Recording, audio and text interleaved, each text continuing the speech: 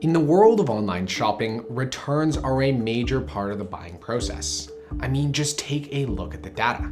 30% of online purchases are returned, and most shoppers won't even buy from your store unless you have an easy return policy. But at the same time, returns can be costly and time-consuming to manage. But don't worry, I'm here to help. I'm Tyler. I have my own Shopify store and help other store owners grow their businesses.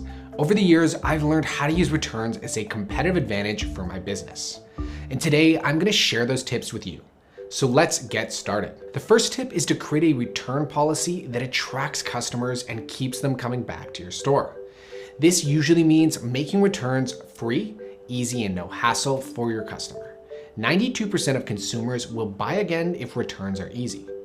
Although you might not make a big profit on that first purchase, when your customer experience is good, you're more likely to have a higher customer retention and better long-term growth. It's also important to think about what products just can't be returned. Food and beauty products usually can't be resold.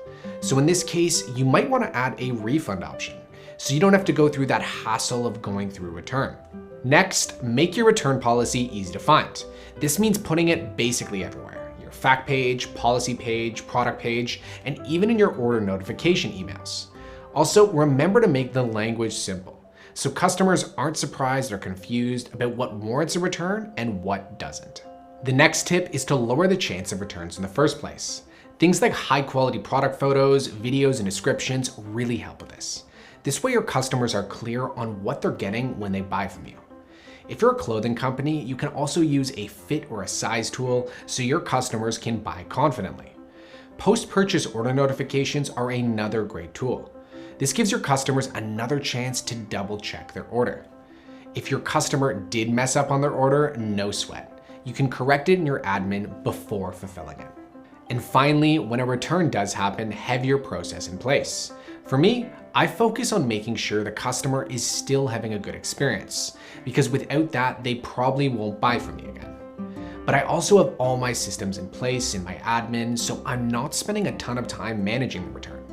When you make the return request, it's important to note the reason for the return. That way you can improve your products and fulfillment processes over time. When you add the shipping return details, the return label and return instructions will automatically be emailed to your customer. Once the product is returned, you can restock it and refund the customer. Some business owners block off a time in their day or week just to focus on returns. That way you can do a ton of returns all at once instead of taking them one at a time as they come in. Take some time now to think about how you could implement just one of these tips today. When done right, you can leverage returns as a competitive advantage for your business, while also spending less time and effort managing the return. Hopefully this was helpful, and I'll see you next time.